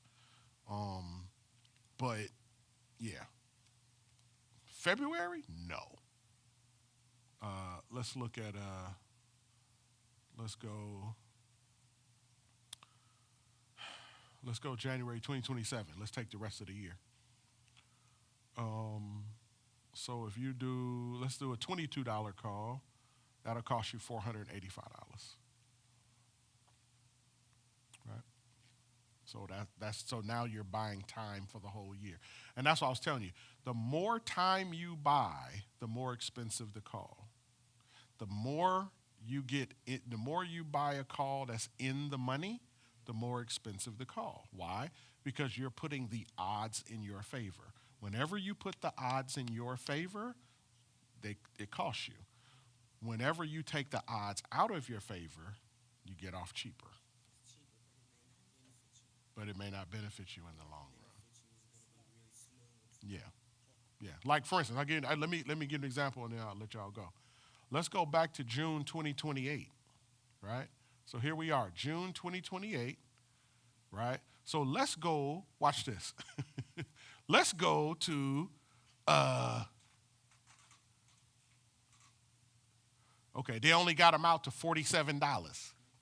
You can only do a $47 call, right? So let's say you decide to do a $47 call.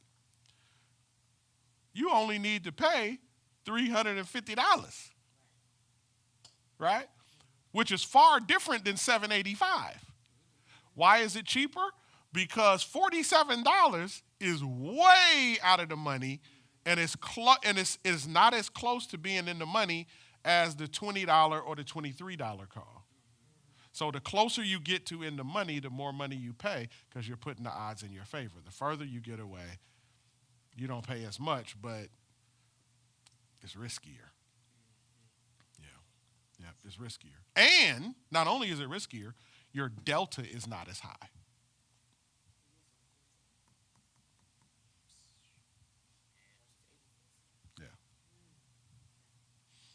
Make sense, guys? Okay. Thank you for coming out. God bless you. Good night. Thank you. God bless you. All right. So listen, hang in there with me. Y'all gonna get it. And then as we work through it and you get it, you're gonna be like, listen, I'm ready for my first options play. And then y'all gonna be coming in one day and y'all gonna be like, listen. I had 5 Thou Wow come up today. And I'm going to be like, yeah, don't forget to pay your tithes.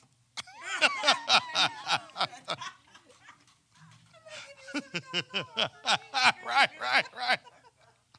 All right. So did all that make sense, guys? Okay.